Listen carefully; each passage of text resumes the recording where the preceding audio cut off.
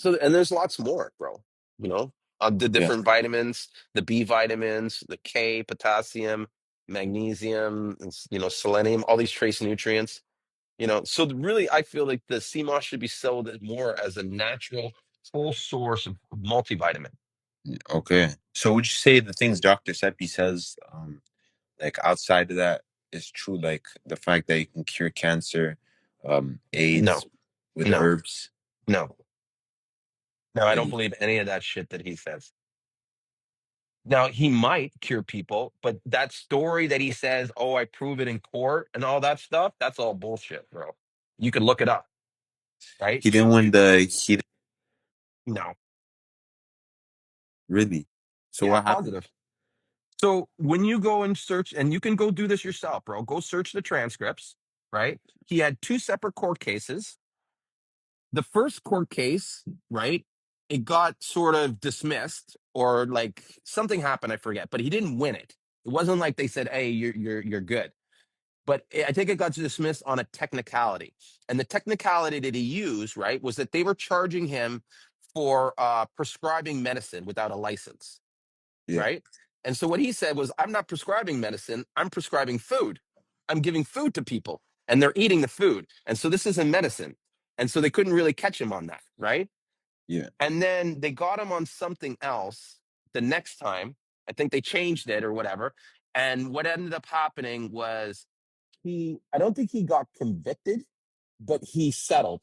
And so what he agreed to do, what ended up happening was that he agreed to pay a $900 fine and to put an ad in the paper, talking about, like, basically saying, we apologize for this misinformation and stuff, and to cease advertising and marketing in these areas.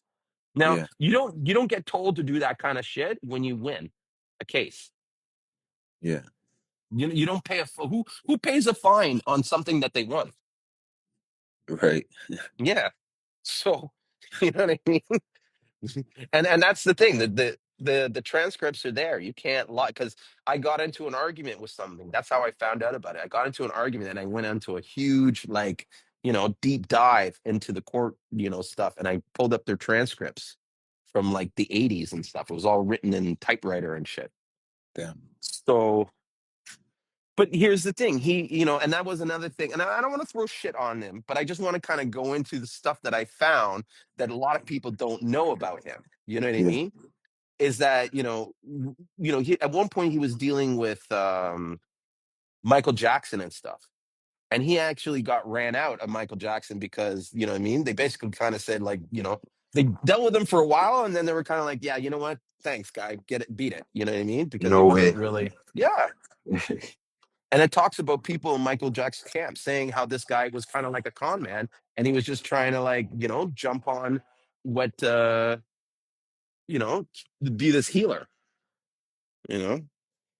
And that's the thing. It's not to say that he isn't a healer or that he didn't do good work, right? But the work that he was doing, the knowledge that he had, it's there for anybody to have.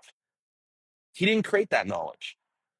He took it and repackaged it, right? Because he got all the information from the shamans in Mexico. Okay. And yeah, and here's another thing though, a lot of people don't talk about. And I mean, to me, it gives you an interesting insight to his character. Yeah. The reason why he got onto all this health journey and stuff was not really to help people and stuff, right?